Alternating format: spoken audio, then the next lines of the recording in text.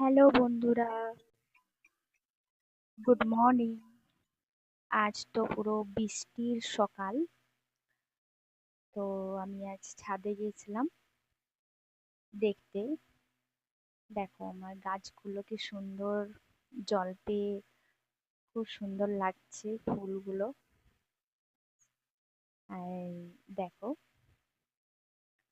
এই চারিপাশ কি সুন্দর লাগছে। আজ অনেক দিন বাদে আমি ছাদে গিয়েছিলাম। ভাবলাম একটু দেখে আসি।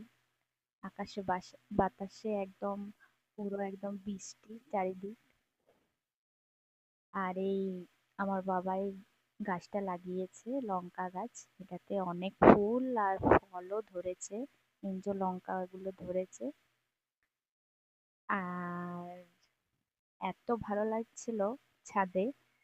আর আর এই গাছগুলো দেখলাম যে লঙ্কা ধরেছে, যেন আরোই ভালো লাগছে। খুব ভাল লাগছিল আমার আজকে।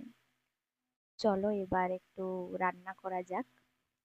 আজকের মেনু হচ্ছে খিচুড়ি আর এই ডিমের কারি বানাবো। যেহেতু আজ বৃষ্টি, তাই সবার বাড়িতেই খিচুড়ি, ডিমের কারি বা আলুর দম হয়। আমি আজ এই যে ডিমের কারি তার সাথে তো খিচুড়ি বানিয়ে নিচ্ছি। এই যে আমার খিচুড়ি প্রায় হয়ে এসছে।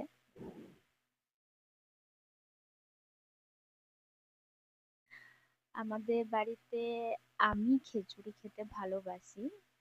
আর সবাই এতটা খিচুড়ি পছন্দ করে না, তাই মাকে বলেছিলাম মা আজকে খিচুড়ি বানাই। তাই আমার কথা রাখতে খিচুড়ি বানানো হয়েছে। আর আমার এই খিচুড়ি হয়ে গেছে, এবার এই ছকটা দিলেই আমার কমপ্লিট। আমার ছেলেও মোটামুটি ভালোবাসে খিচুড়ি খেতে। তো আজ দাদাও বলেছিল যে খিচুড়ি বানাবি, তাই আজকে খিচুড়ি হয়েছে। আমার খুব ভালো লাগে, আমার খুব প্রিয়।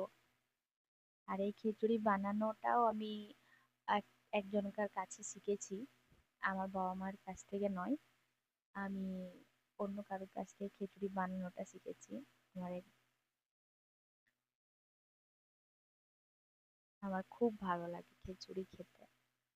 বন্ধুরা তোমরা জানিও তোমাদের মধ্যে কার কার খিচুড়ি খেতে ভালো লাগে এই বৃষ্টির মৌসুমের মধ্যে।